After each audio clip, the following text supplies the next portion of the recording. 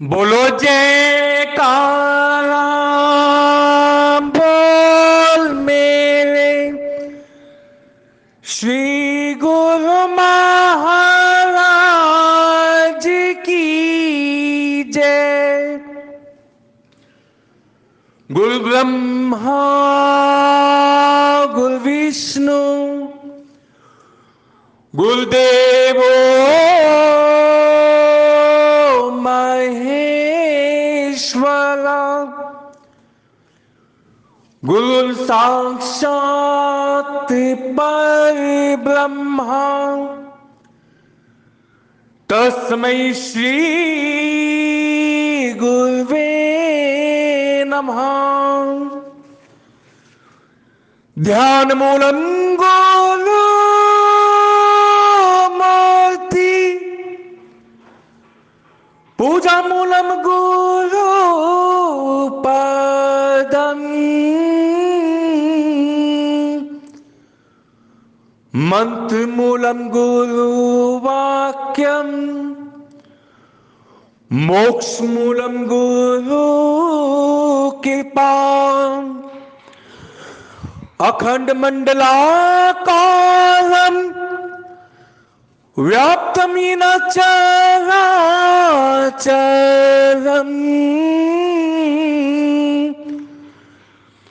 तत्पदं दर्शितं येन तस्मै श्री गुरुवे नमः। हे परमात्मा बख्श मेरी आत्मा। गुरुमुख साध संगत जी जय सच्चिदानंद जी। गुरुमुख साध संगत जी आज पावन और पवित्र श्री गुरु महाराज जी की लीला जो कि एक भगत की जीवनी पे आधारित है।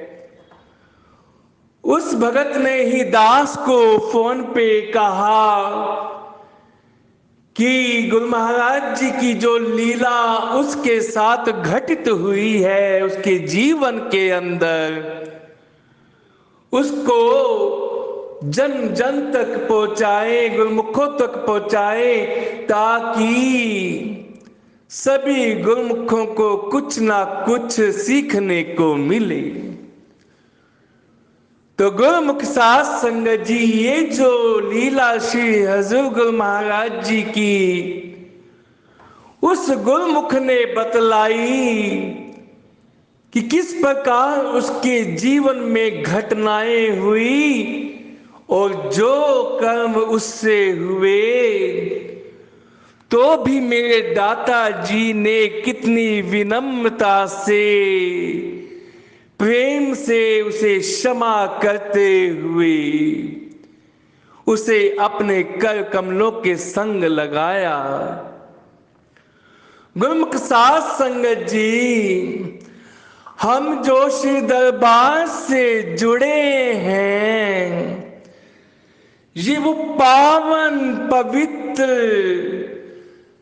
इतना सुंदर निराला दरबार जो हमें मिला है इसके लिए हम अपने लाखों करोड़ों अरबों बार धन भाग मनाते हैं कि हमारे श्री हजूर गुरु महाराज जी ब्रह्मांड के स्वामी होते हुए भी शब्द रूप होते हुए भी हम गुरुमुखों के कल्याणार्थ समय समय पर मनुष्य देह धारण करके गुरु रूप में अवतरित होते हैं। गुरुमुख साध संगत जी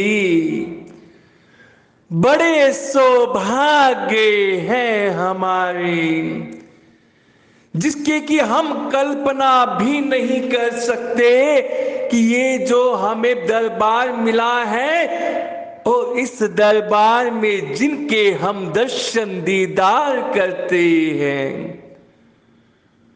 वो साधारण नहीं है। समय समय पे सब गुरुमुखों ने श्री हजूर गुरु महाराज जी के अपने अपने अनुभवों को महसूस भी किया है कि जो सच्चा गुरुमुख है नियम निभाता है 5, श्री आरती, पूजा, सेवा, सत्संग, सिमरन, ध्यान। तो गुरु महाराज जी हर वक्त उसके अंग संग हैं।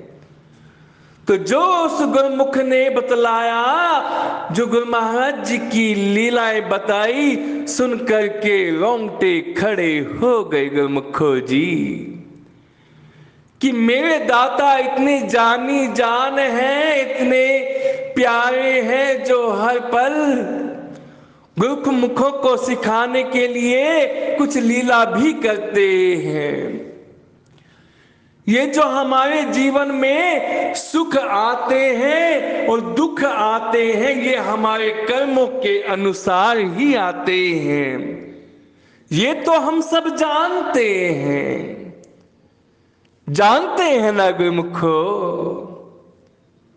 हाँ, तो लेकिन फिर भी चाहे हमारे माड़े से माड़े कर्म हो, बुरे से बुरे कर्म हो, फिर भी मेरे दाता इतने दयालु हैं कि उन कर्मों की तरफ नहीं देखते, वो तो केवल और केवल गुरुमुख की भक्ति को देखते हैं। जिस प्रकार माताएं भी घर में जब भोजन बनाती हैं, चाहे दाल है चाहे चावल है, पहले उसको छानती है ना गुरुमुखो। बताओ ना, आप ही से तो पूछ रहा हूं। हाँ, कि उसके अंदर यदि कोई कंकर है तो उसको निकाल करके फेंक दे।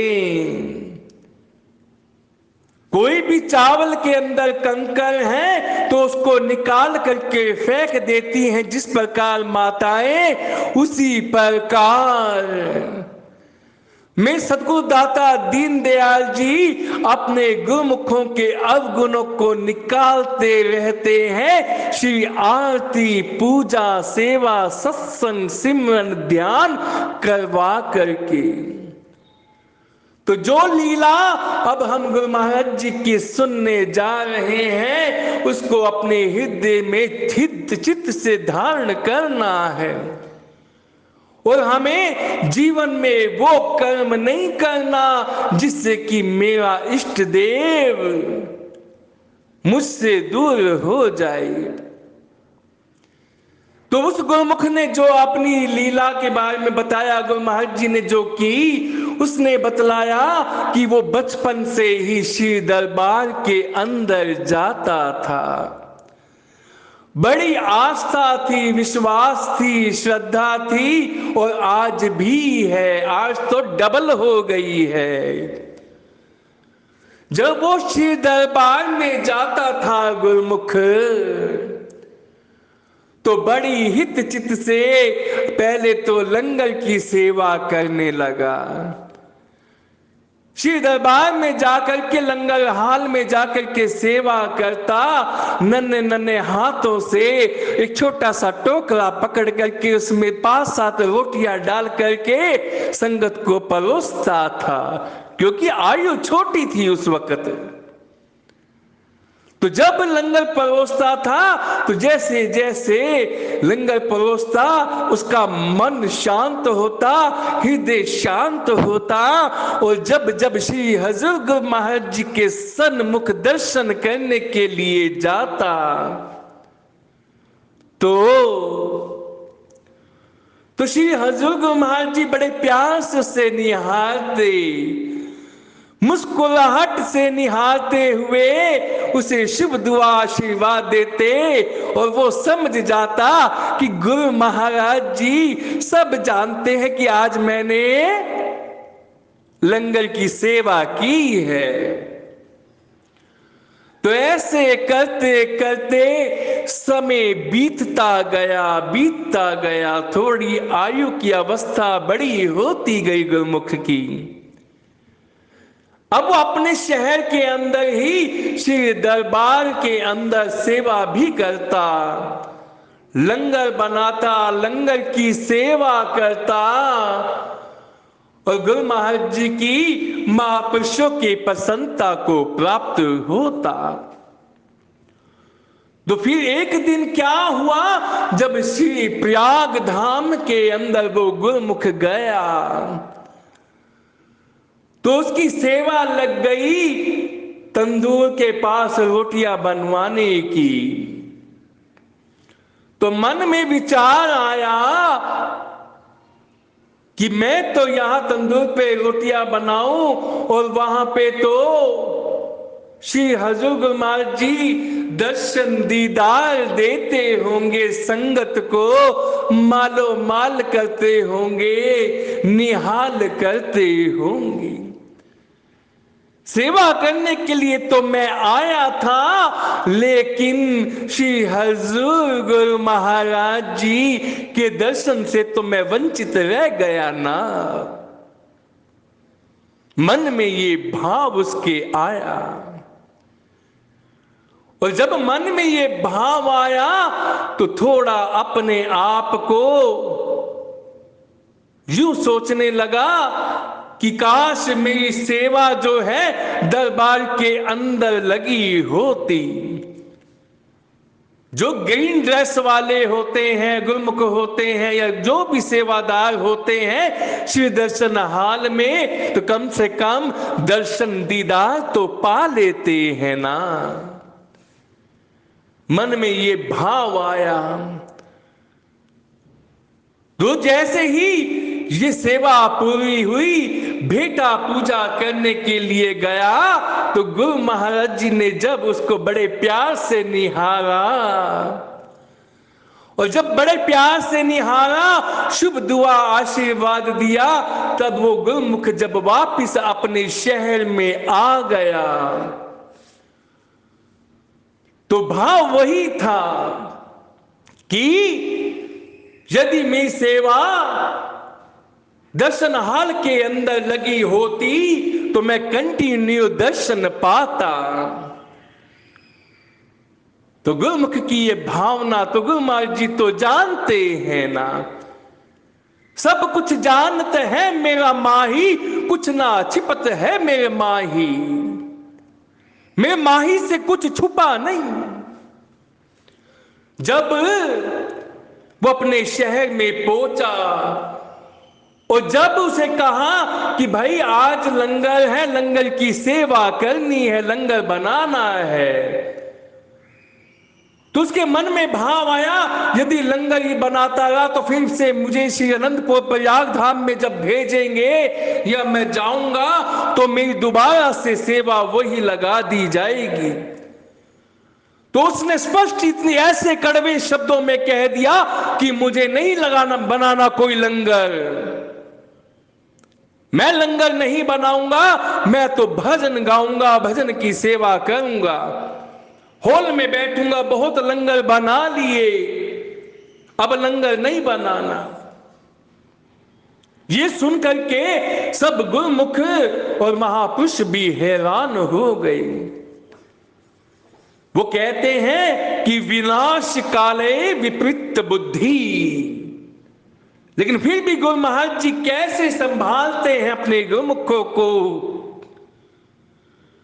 जब ये कहा कि मैं नहीं बनाऊंगा तो कुछ गुरुमुखों ने से समझाना चाहा तो गुरुमुखों से भी बहसबाजी कर ली, गुरुमुखों का भी निरादर कर लिया और कहने लगा कि मैं जानता हूं तुम कितनी बड़ी सेवा करते हो, मुझे बताने की जरूरत नहीं।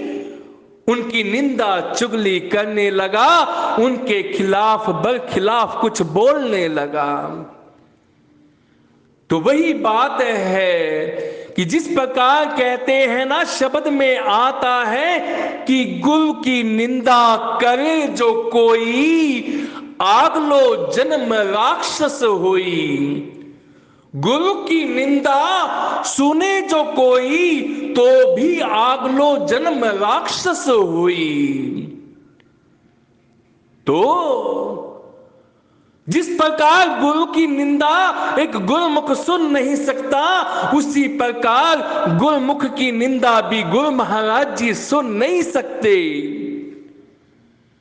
गुरु महाराज जी इतने विनम्र हैं, इतने दयालु हैं, कभी भी अपने गुरुमुख की निंदा नहीं सुन सकते। फिर भी क्षमा याचना हृदय में रखते हुए फिर भी एक मौका दिया, 2 मौके दिए, लेकिन अब क्या हुआ? समय का चक्र कि अब वो धीरे धीरे दरबार से कटने लगा, कुटिया में आना जाना बंद होने लगा। क्यों? क्योंकि मन में भाव निंदा का आ गया, गुरुमुखों की निंदा की। गुरुमुखों जी, जब भी हम अपनी कुटिया में भी या दरबार में भी सेवा करने जाते हैं ना, यदि कोई गुरुमुख भी कोई हुक्म दे दे, उसे गुरु का हुक्म मान के कीजिए। वो गुरु का ही हुक्म होता है। कोई व्यक्ति व्यवहार में गुरुमुख कैसा भी क्यों ना हो, अपनी विनम्रता, अपनी सहजता, अपनी दयालुता को छोड़िए नहीं।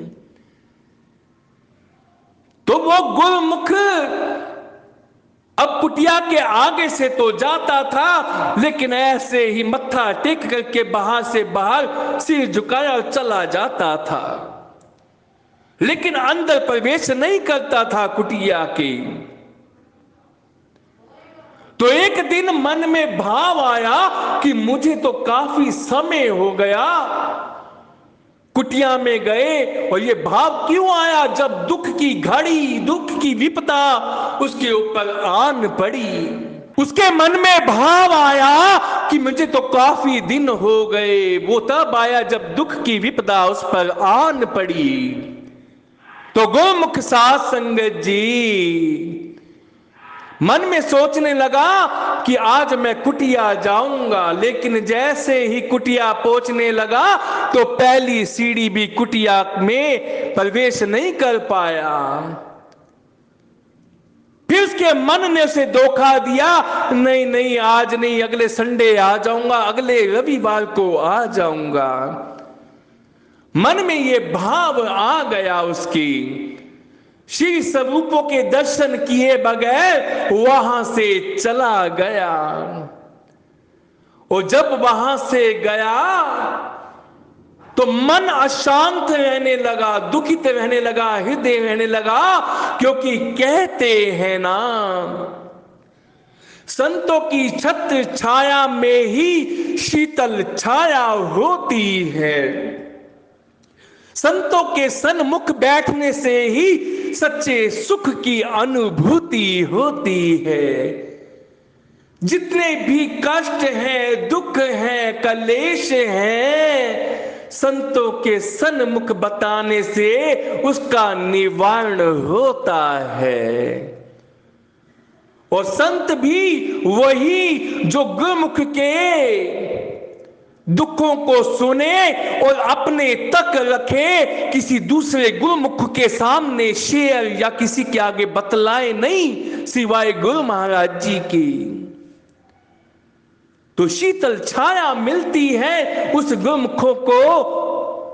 तो वो जब अशांत रहने लगा गुरुमुख कि गुरु महाराज जी से विमुक्त हो रहा हूं मैं, गुरु महाराज जी से दूर हो रहा हूं मैं, फिर मन ही मन प्रार्थना करने लगा, हे प्रभु जी मुझसे ऐसी क्या भूल हो गई, मुझे कृपया करके क्षमा कर दो, मुझे फिर से अपनी भक्ति में लगा लो, मुझे फिर से अपनी शरण में लगा लो, जैसे मैं दरबार में पहले सेवा करता था, जैसे संगत के बीच में पहले बैठता था तो गुरु महाराज जी अरदास करने लगा, गुरु महाराज जी मुझे फिर से लगा लो ना, क्योंकि संसार के चक्कर व्यू के अंदर तो केवल दुख है, कष्ट है, कलेश है, अशांति है। गुरुमुख कहने लगा कि मैं जब आपके श्री चरणों में आता था, चाहे बेशक कुछ होता था या नहीं भी होता था, कोई चिंता नहीं होती थी, परम सुख की अनुभूति होती थी। हे दातया मुझे क्षमा कर, मुझे बख्श, मैं भुल्लनहार हूं।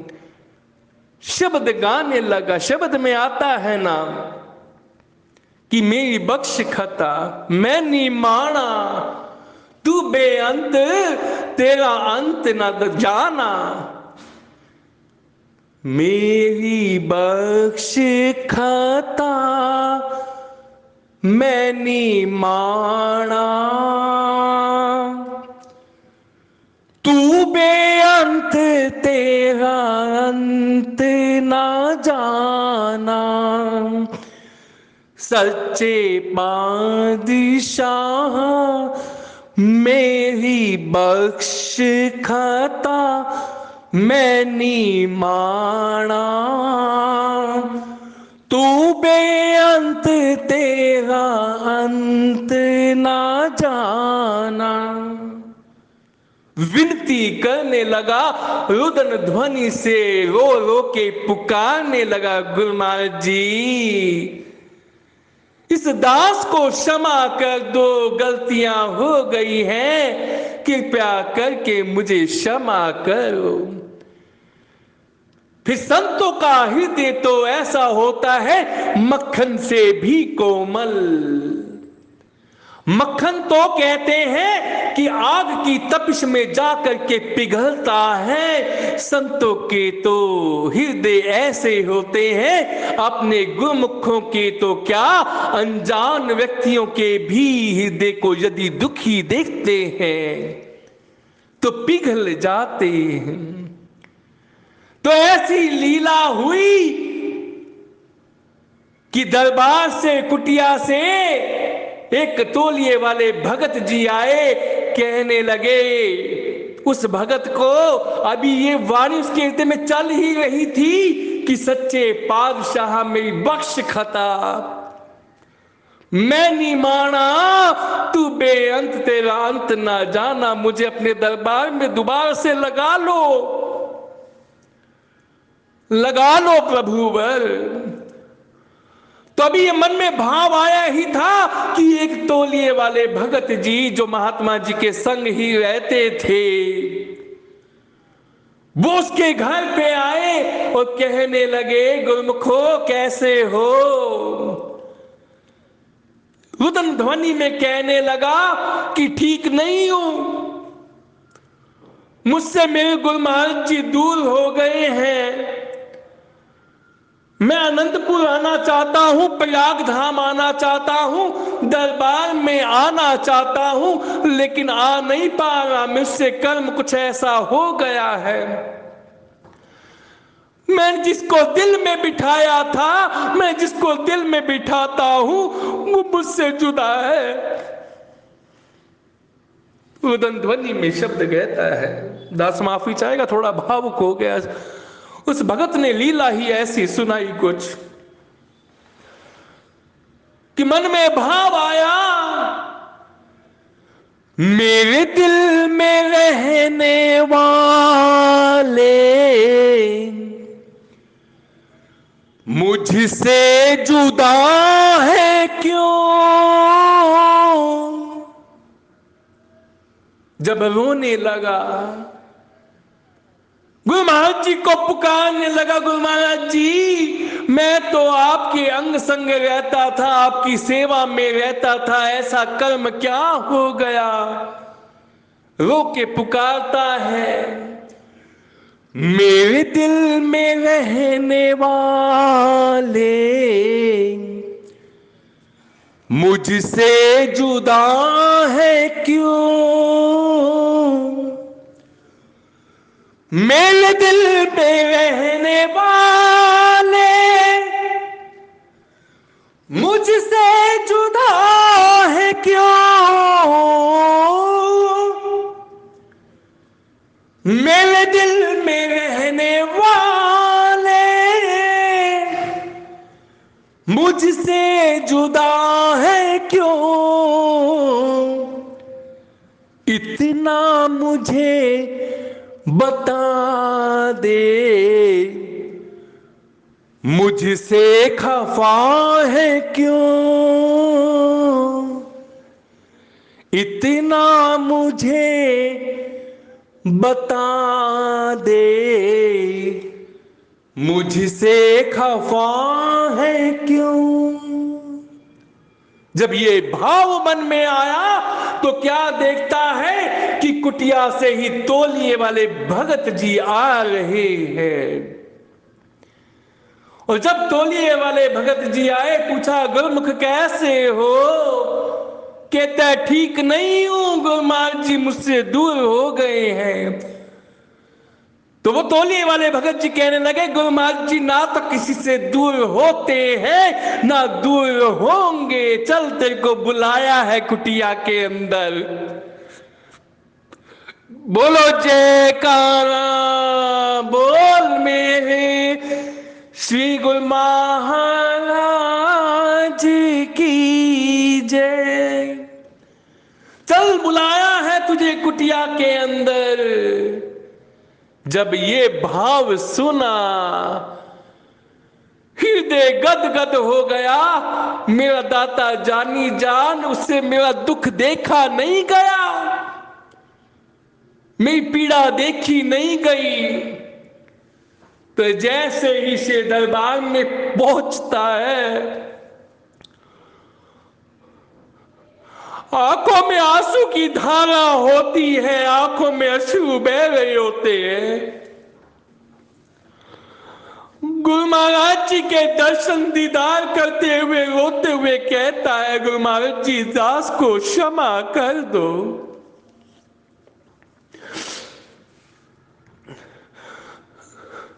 दास ने माना है, दास को क्षमा कर दो। जब श्रीपति मां को देखा श्री हजूर गुरु महाराज जी की, तो महसूस किया कि गुरु महाराज जी की वही छवि जो श्री दरबार के अंदर हंसी मुस्कुराती उसे आशीर्वाद देती थी, कि सहजी कह रही थी, आ गुरुमुख आ लग जा गले, तू मेरा है मैं तेरा हूं। दहाड़े मार मार के रोने लगा। महात्मा जी ने बोला क्या हुआ। बोले महात्मा जी मुझे क्षमा कर दो। तो कहने लगे, गुरुमुख तुझे पता है तुझे क्यों बुलाया है। श्री हजूर गुरु महाराज जी का ही मुझे स्वप्न आया था। महात्मा जी ने कहा कि एक मेरा बच्चा है, मेरा गुरुमुख है, रोता है, उदास है, तन्हा हो गया है, उसको बुला करके लेकर के आओ। और जो महापुरुषों को स्वप्न आते हैं वो हजूर गुरु महाराज जी के वो एक आज्ञा होती है। और जो तू ये सोचता था ना कि लंगर में सेवा करता रहूं तो दर्शन कब पाऊंगा, तो गुरु महाराज जी तो जब तू लंगर बनाता था उस वक्त तेरे पास तो हर पल हर वक्त ही होते थे।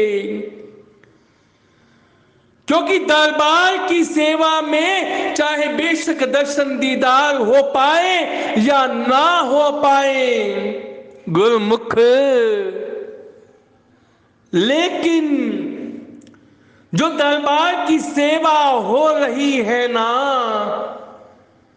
उस सेवा से जो जो भोजन करते हुए अन्न को ग्रहण कर रहे थे, जो तूने रोटियां बनाने की सेवा की, और जिन जिन गुरुमुखों ने वो रोटियां खाई और जब वो ध्यान अवस्था में बैठे तो तेरी भी हाजिरी लगती गई, तुझे मालूम ही ना चला।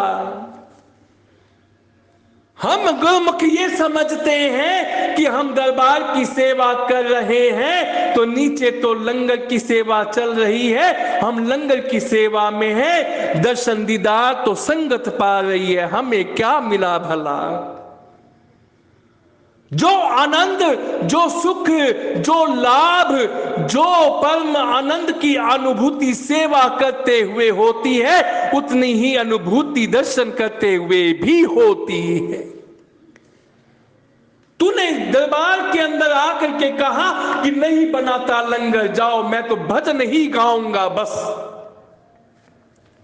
तो गुरु महाराज जी तो जान ही जान है ना कि जहां मैं आ जाती है वहां फिर मैं ही होता है, फिर वो नहीं होता है। उसने क्षमा याचना की, स्वामी जी, महात्मा जी, मुझसे बहुत बड़ी भूल हो गई, अब मैं कभी भी किसी भी गुरुमुख से बहस नहीं करूंगा, उनसे क्षमा याचना करूंगा और उनके चरणों का फूल बन के रहूंगा। हम सब गुरु महाराज जी के चरणों के फूल हैं गुरुमुखो जी। चरणों की धूल संसारी व्यक्तियों की होती है, संसारी व्यक्ति होते हैं, आप तो चरणों के फूल हो गुरुमुखो जी।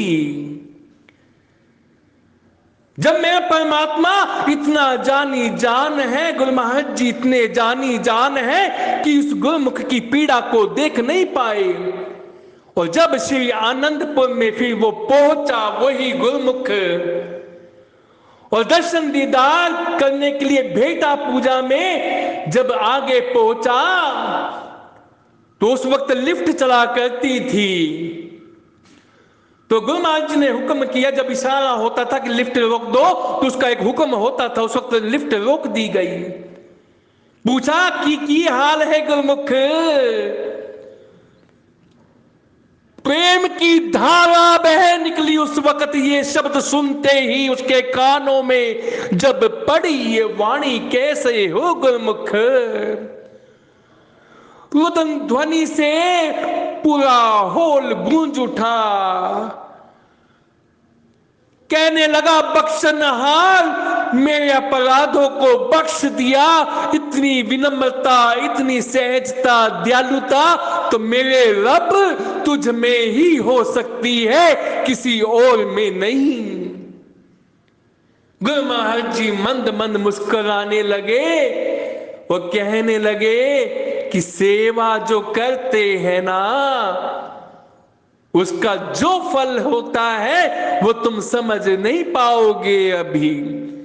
तभी कहते हैं कि दरबार की हित चित से बिना स्वार्थ के सेवा करो।